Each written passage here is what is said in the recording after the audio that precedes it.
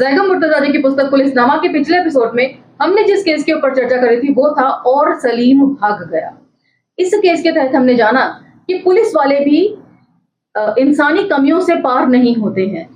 कभी कभी सही होते हुए भी अपनी ओवर स्मार्टनेस के चक्कर में पुलिस अपना काम खुद ही बिगाड़ लेती है।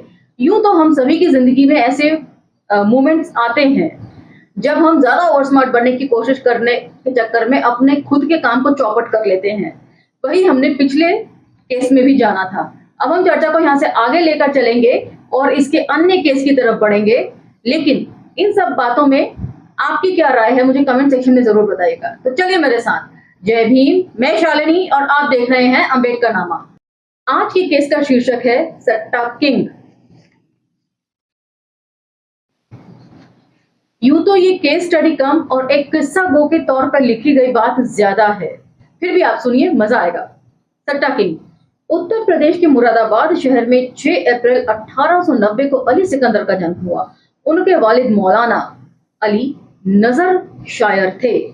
यह भी इत्तेफाक है कि उनके दादा हाफिज मोहम्मद नूर भी नूर तखल्लुस से शायरी किया करते थे। ठीक ठाक परिवार में जन्मे अली सिकंदर ज्यादा पढ़ लिख नहीं पाए। अंग्रेजी से भी उनकी वाकफियत हाय हेलो से बस थोड़ी ही ज्यादा थी। अंग्रेजों का जमाना था, सो इतने भर में कलेक्टर तो क्या ही बनते। उस समय भी अंग्रेजी जानना पढ़ना लिखना जरूरी था। पेट पालने के लिए स्टेशन स्टेशन चश्मे बेचते फिरे, कभी कुछ और बेचकर खर्च लायक कमा लिया, मगर यह जिंदगी की जरूरतें पूरे करने के लिए नाकाफी था। अली सिकंदर किताबी पढ़ाई को शायरी के लिए खतरनाक मानते थे, इसलिए वक्त रहते स्कूल को अलविदा कर दिए। तो ये व्यंग्यात्मक शैली में ही लिखा है जैगम मुर्तजा जी ने। शायरी के शौक में काम भर फारसी और उर्दू पढ़ ली और शेरों से खिलने लगे। सिकंदर से जिगर बन गए और आगे चलकर जिगर मुरादाबादी के नाम से मशहूर हुए।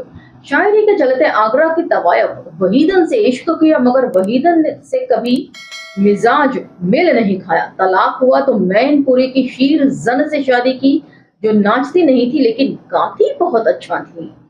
यह शादी भी इश्क का नतीजा थी और इसका नतीजा भी तलाक निकला। लेकिन हमें जिगर से भला क्या लेना देना, सिवा इसके कि हमारी कहानी के किरदार उनके शहर में रहते थे। वैसे तो हर केस स्टडी से पहले शहर की ऐतिहासिक तथ्यों के ऊपर चर्चा करी है, तो इस लिहाज से भी एक बार फिर कहूंगी, ऐतिहासिक दृष्टि से भी ये पुस्तक बड़ी महत्वपूर्ण बन निकली है।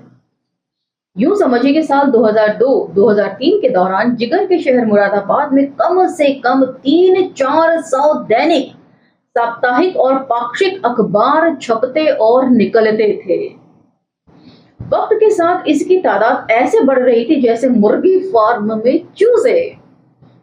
इसे ऐसे जानिए कि जब क्रिकेटर मोहम्मद अजहरुद्दीन 2009 में लोकसभा चुनाव लड़ने मुरादाबाद गए तो नुमाइश मैदान में बने ऑडिटोरियम में पत्रकारों के साथ उनका परिचय कार्यक्रम रखा गया।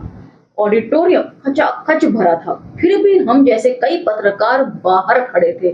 तो मतलब कितनी ज्यादा तादाद में ये सारी चीजें, अखबार और पत्रकार हुआ करते होंगे। परिचय शुरू हुआ तो आगे की सीटों पर बल्ली टाइम्स, धूल उड़ गई, काम किसका है और जिगर की आवाज के संवाददाता थे। तो ये 4 अखबारों के नाम लिखे हैं।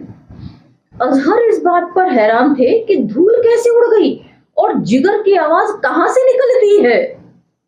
खैर 2002-2003 में ही चलते मुरादाबाद शहर कोतवाली से फोन आया कि जल्दी आइए, सट्टा किंग पकड़ा गया है। कोतवाल साहब ने प्रेस कॉन्फ्रेंस बुलाई है, सीओ और एडिशनल एसपी भी आ रहे हैं। सट्टा किंग में तो क्या ही दिलचस्पी होती, लेकिन उन दिनों शहर कोतवाल रहे जनाब रामकिशन साहब पत्रकारों को आइसक्रीम खिलाया करते थे।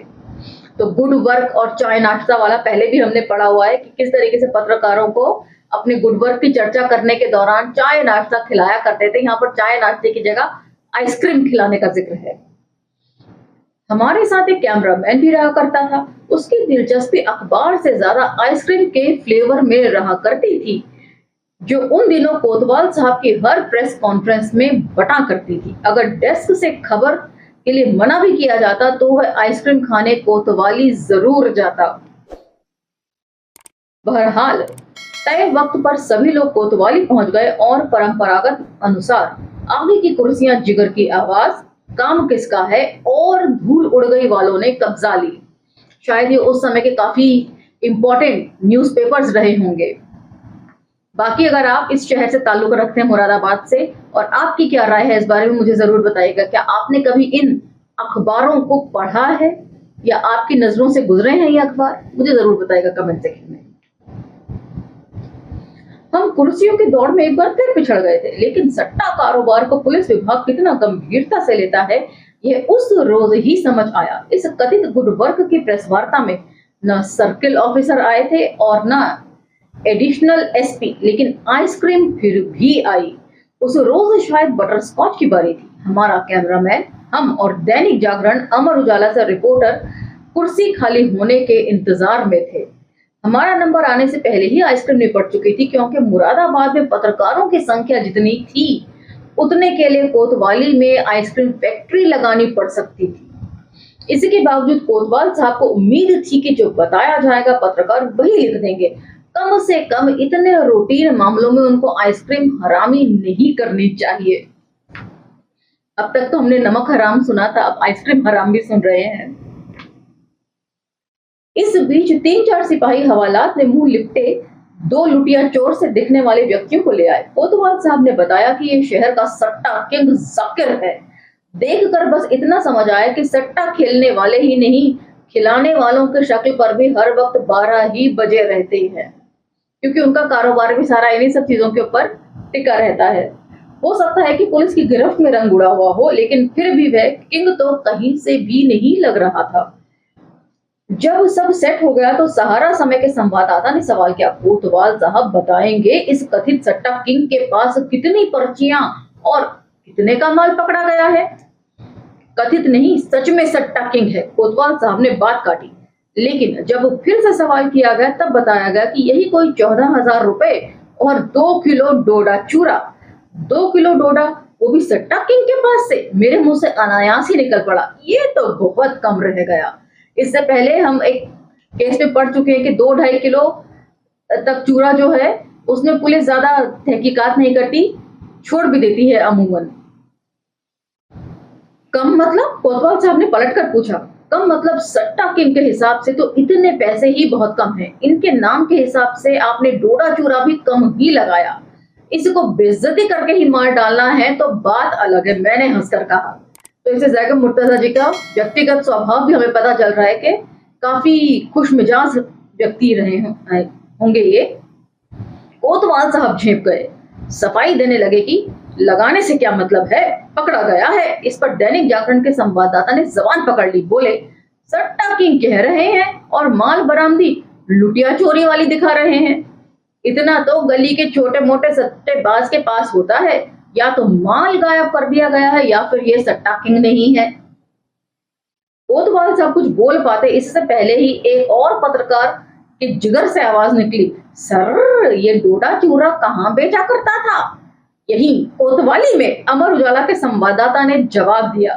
अब क्या था, सभी पत्रकार हंस पड़े। पुलिस की कहानी बनने से पहले ही बिखर गई। अगले दिन शायद 1-2 अखबारों में 1.5-2 कॉलम की बिना फोटो वाली खबर लगी, कोतवाल साहब की आइसक्रीम के पैसे इस बार वसूल नहीं हो पाए।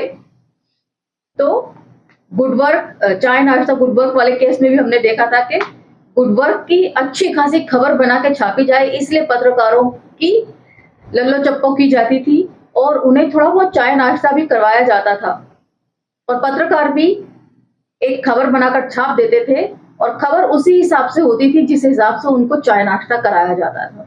इन सब चीजों के ऊपर चर्चा हम पहले एक अन्य केस में कर चुके हैं। अब आप कमेंट सेक्शन में मुझे बताएंगे वो केस कौन सा था।